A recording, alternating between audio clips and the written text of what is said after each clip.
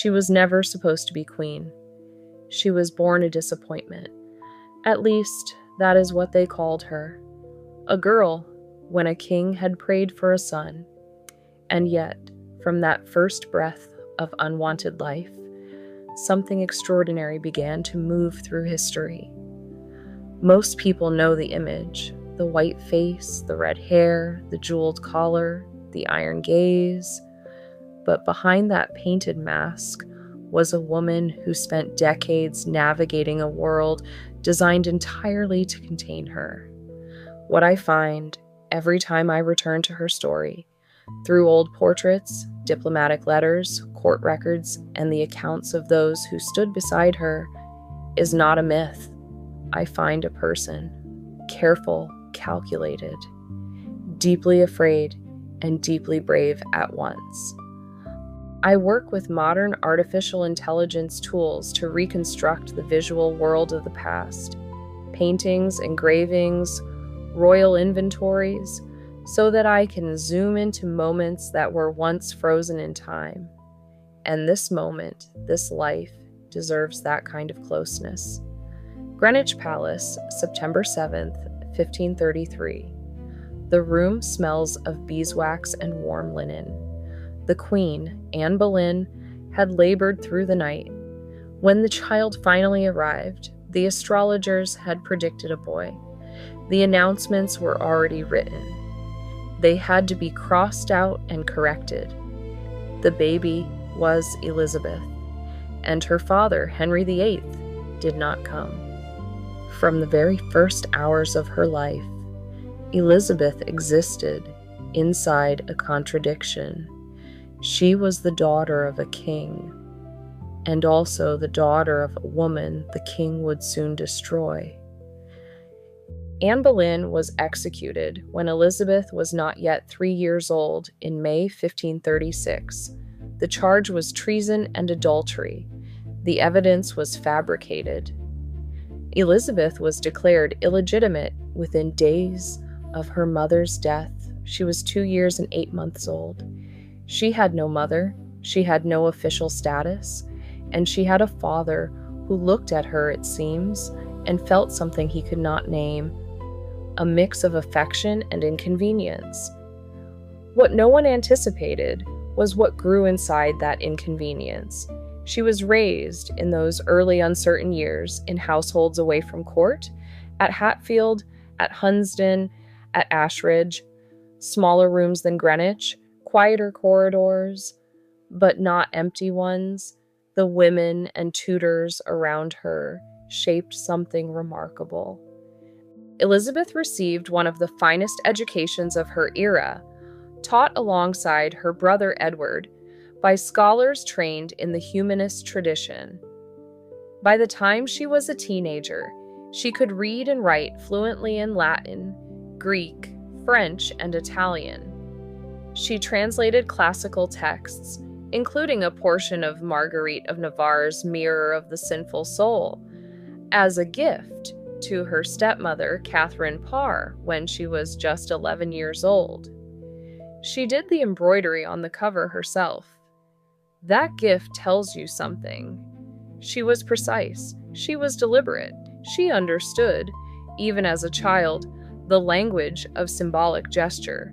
Her studies were not merely academic. They were armor. In a court where alliances shifted like tides, where her own legitimacy could be revoked by royal decree, knowledge was the one thing no one could take from her.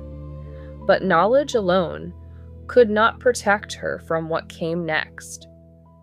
When Henry VIII died in 1547, England passed through 2 reigns before it reached Elizabeth. First, her brother Edward, a Protestant boy king who died at 15, then her sister Mary, fiercely Catholic, who married Philip II of Spain and set about reversing England's Protestant reforms through fire. Elizabeth spent the reign of Mary I walking a razor's edge. She was suspected of involvement in Wyatt's Rebellion in 1554, a Protestant uprising against Mary's Spanish marriage. She denied everything. She was sent to the Tower of London in March of that year, entering through the Traitor's Gate by boat, the same gate through which her mother had passed 18 years before.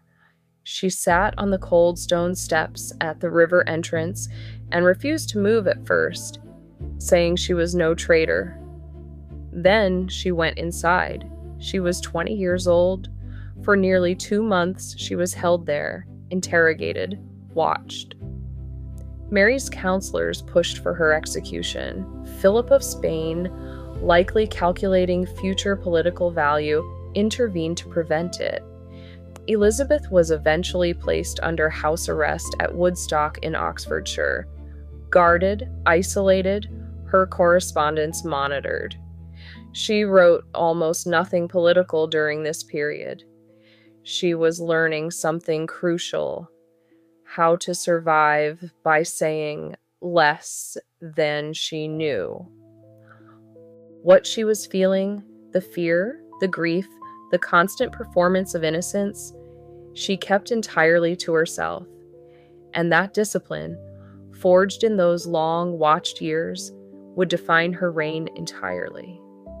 Chapter 4. The Queen Who Refused to be Managed. Mary I died on November 17, 1558. Elizabeth was at Hatfield when the news came. She was 25 years old, and she was queen. The men around her immediately began making plans.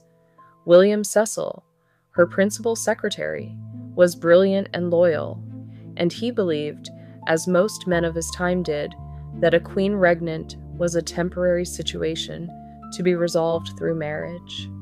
Parliament agreed. The council agreed. Europe agreed. The only person who did not agree was Elizabeth. She was proposed to 4 decades. Philip II of Spain, Archduke Charles of Austria, Eric XIV of Sweden, Robert Dudley, her great favorite, whom she called her eyes, and whom many believed she loved. She entertained every proposal. She negotiated each one. She committed to none. This was not indecision. It was strategy of the highest order. A husband would become king. A king would rule. Elizabeth had watched what marriage did to queens. Her mother destroyed. Her stepmother, Catherine Howard, executed. Her sister Mary dominated by a husband who never even learned English. She had seen the pattern. She refused to enter it. Instead, she constructed a different identity entirely.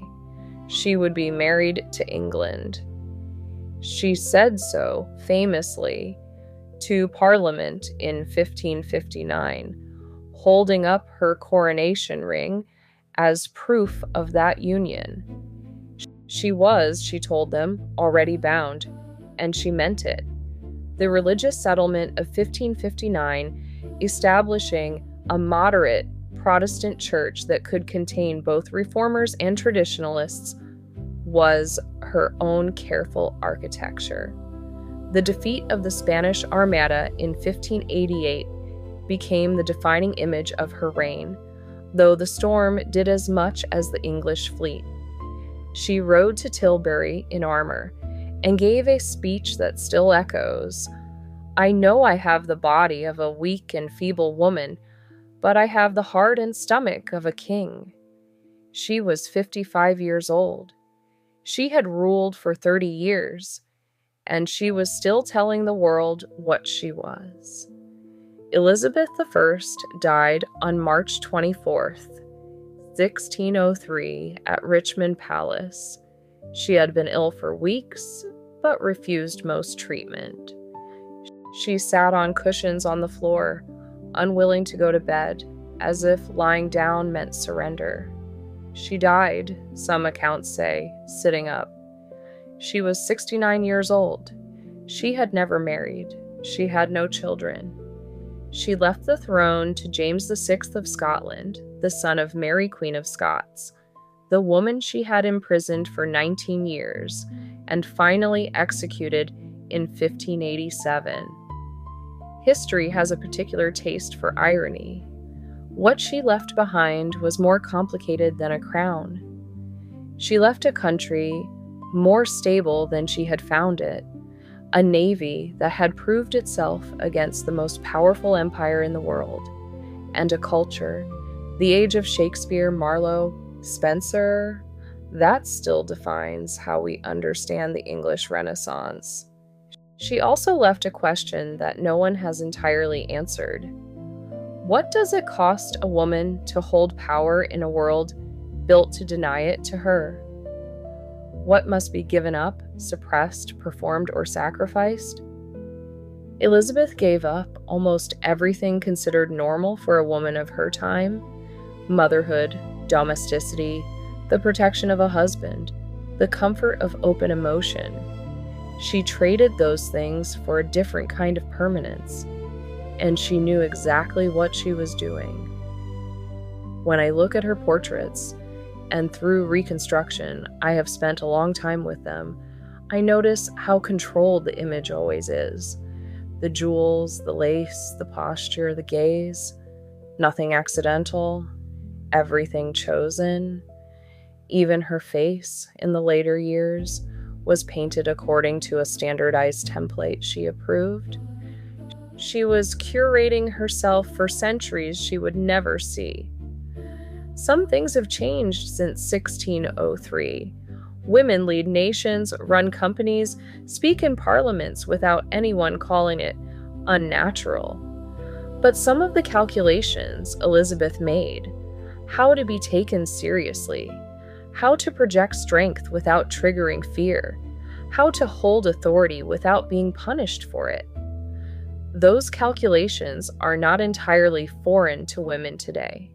She spent her whole life building a room of her own in a palace that was never designed for her, and she never left. If there is another woman from history, another place, another century, whose world you would like to step inside, leave it in the comments below. I will find a way back.